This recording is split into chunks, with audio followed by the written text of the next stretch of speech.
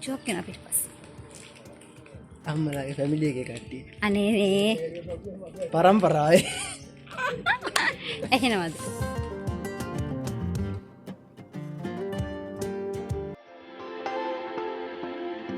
ඇයි අත කපා ගන්න එක පිළිවෙලකට කරන්නකෝ. මෙන්න මේ තියෙන්නේ. මේ තියෙන්නේ. හා. ඔකට ඔහම කරලා ගැහුවා. ඊට පස්සේ නේද හිට හැරෙන්නේ. ඔය අර මේවනේ උණ වෙඩිල්ල දෙමනද නේ හදරගත්තේවනේ උණ වෙඩි අවුරුද්දට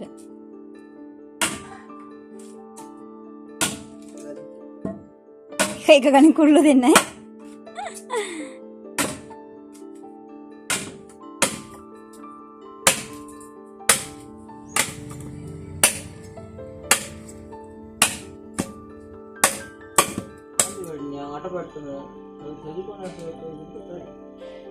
කූඩු කීයකට දැන් ඔතන තියෙන්නේ කිව්වේ අපුතේ අම්මෝ අරකට වඩා ලොකුයි එක්කට 24යි නේ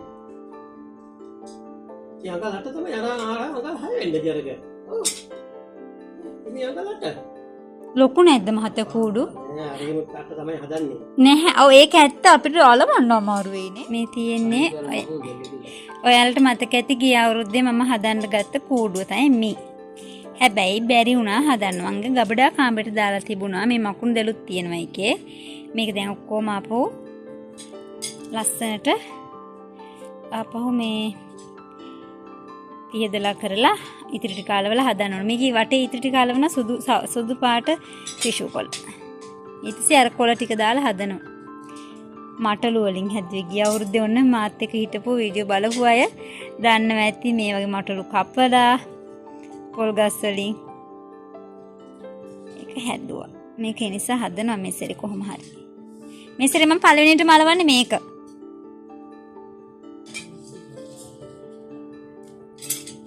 නේද මේ තමයි මෙසරේ පළවෙනියට මලවන්නේ මම දැන් අද ඔයාලා ඔය ටික කරමු අද හවස අලවන්න ගමුනේ කොලගෙන ආවා අපරාධේ ඔයා දැන් ගිය වෙලේ මට කොළ ගේන්න කියන්න තිබ්බා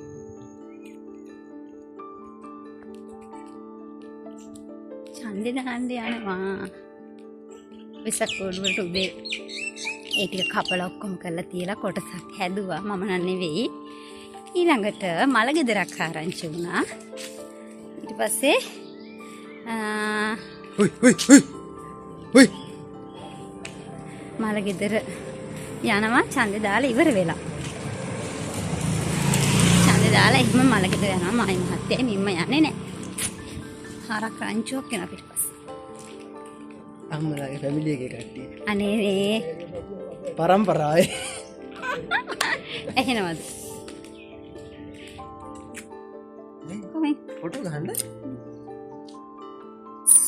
එනකොට හරි හරි බයි බයි හෙලෝ ඉතින් ගොඩ දවසකින් නේද මං ඔයාලව බලන්න ආවේ ඇත්තටම ගිය සතියේම මාර විදිහට බිසි වුණා ඉතින් කෙනෙක් කාලේ මට චුට්ටක්වත් එහෙට මෙහෙට කරගන්න බැරි තරමට මට වැඩ වැඩි වුණා කොහොම හරි වෙසක් පෝය කිට්ටු වෙනකම්ම මාර වැඩ ගොඩක් තිබුණේ. ඉතින් මම හිතුවා ඒ හැම කරපු හැම දෙයකම පුංචි වීඩියෝ ක්ලිප්ස් ගත්තා. ඉතින් මම හිතුවා ඒ ටික මේ ගෙවුණු සති වල කියන්නේ කොටස් වෙන වෙනම කියන්නේ අරගෙන එකටම දාලා ඉවර වෙලා වීඩියෝ ක්ලිප්ස් ටිකකින් ඔයාලව බලන්න එනවා කියලා. ඉතින් ඒ නිසා ඒකතු කරගත්ත ටික තිබුණා. දැන් මම මේ වීඩියෝස් ටික තමයි ඔයාලත් එක්ක ෂෙයා කරගන්න ලෑස්ති වෙන්නේ. එහෙනම් ඉතින් වීඩියෝ එකත් එක්ක දිගටම රැඳිලා ඉන්න බලමු කොහොම වෙයිද කියලා.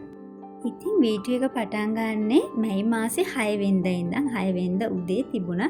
පුංචි වැඩ ටිකක් ඕවා කරන අතරතුර මහත්තයයි පුතයි දෙන්න එකතු වෙලා වෙසක් කූඩු හැදුවා උදේ. ඉතින් ඒ වෙසක් කූඩු ටික හදලා ඉවර කරලා කොටසක් ගැට ගහලා ඒ ටික ඉවර කරලා ඉවර වෙලා ඡන්දේ දාන්න ගියා. අද 6 වෙනිදා ඡන්දේනේ. ඉතින් ඡන්දේ දාන්න ගියා. ඒත් එක්කම 6 වෙනිදා පණිවිඩයක් ආවා මල ගෙදරක් කියලා. ඉතින් ඔයාලා දන්නවනේ ටික්කි අපේ චෝටලාගේ එහෙම අප්පච්චිගේ අක්කගේ පුතාගේ මලගෙදරක් වුණා. ඒ කියන්නේ ඒ පුතාට අවුරුදු 20යි. එයා එක් තැන් වෙලා වගේ හිටියේ. උන්ට හොඳට හිටියා. කියන්නේ කතා බහ කරලා ඉන්නවා. අර කකුල් දෙක පණ නැති වෙලා එහෙම පණ නැති වෙලාමත් නෙවෙයි. එයාට ඇවිදින්න අපහසු වුණා. මොකද එයාගේ තිබුණේ අර කකුල් වල එහෙම අර එකිනෙකගේ මස් දිය වෙන වගේ එහෙම ලෙඩක්. ඉතින් එයා එක්තැන් වෙලා හිටියා. ඉතින් අපි දෙන්න දැන් මේ මලගෙදර යන ගමන් තමයි ඡන්දේ දාලා එහෙම අපි දෙන්න යන්න ආවා. මේ පාර මම ඔයාලත් එක්ක කවදාවත් ෂෙයා කරගෙන නැහැ.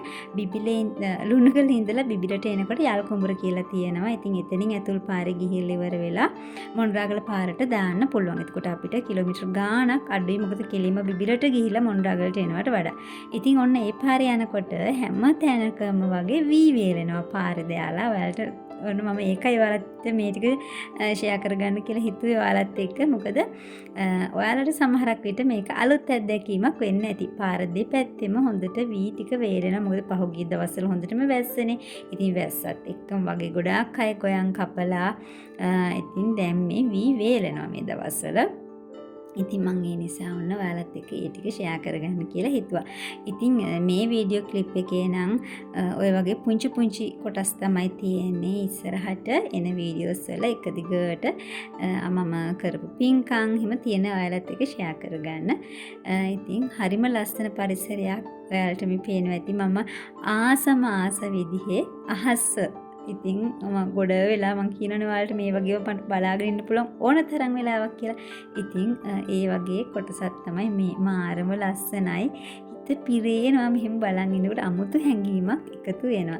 ඉතින් සමහර තැන්වල කුඹුරු වල ගොයන් හොඳට පැලවෙලා සමහරක් ඒවා ගොයා මේ වී වපුරන්න ඔන්න මෙන්න කියලා හදපු ඒවා තියෙනවා. ඉතින් ඔන්න ඔය විදිය තමයි. ඊට පස්සේ 6 වෙනිදා ගෙදර ඇවිල්ලා මල ගෙදර ගිහිල්ලා ඉවර වෙලා 6 වෙනිදා හවස දැම්මම මේ රුලන් ටොෆි තමයි හදන්නේ. ඉතින් මට මතකයි කෙනෙක් කියලා තිබුණා. ඒ කියන්නේ දෙන තුනදෙනෙම කියලා තිබුණා. ඔයා ලස්සනට අලුව හදලා තියෙනවා. ඒකේ රෙසිපි එකක් දෙන්න කියලා. ඉතින් මේකේ රෙසිපි එක තියෙනවා. ඒකවත් එඩිට් කරගන්න මට වෙලාවක් උනේ නැහැ. ඉතින් මේ අලුව නෙවෙයි රුලන්. අලුව හදන්නත් ඉගෙන ගන්න ඕන. මට තාම බෑ හරියට ඉගෙන ගත්තට පස්සේ මම ඔයාලත් එක්ක ෂෙයා කරගන්න. ඉතින් මම රුලන් ටොෆි ටිකකුයි මාෂ්මෙලෝස් එක්කුයි හැදුවා. මම ඒ ඇයිද කියලා ඔයාලට කියන්න. ඉතින් මේ 6 වෙනිදා හවස රෑ වෙලා තමයි මේ වැඩේ කරන්නේ. ඉතින් කැවුම් හදලා ඉවරලා මට ගොඩ අය හොඳට කැවුම් ටික ආවා කියලා මැසේජ් කරලා තිබ්බා. ඉතින් හරිම සතුටුයි. එහෙම නිවැරදි දෙයක් කියලා දුන්නාම ඒ දේ කරලා ඉවරලා ඒ විදිහට මට කියනකොට. මේ වීඩියෝ එකේ නම් ලොකු කොටස් නැහැ. ඉතින් මේ වීඩියෝ එක මෙතනින් ඉවර වෙනවා. ඉතින් ඊළඟ කොටසින් හම් වෙනකම් පරිස්සමින් ඉන්න ආදරේ හැමෝටම.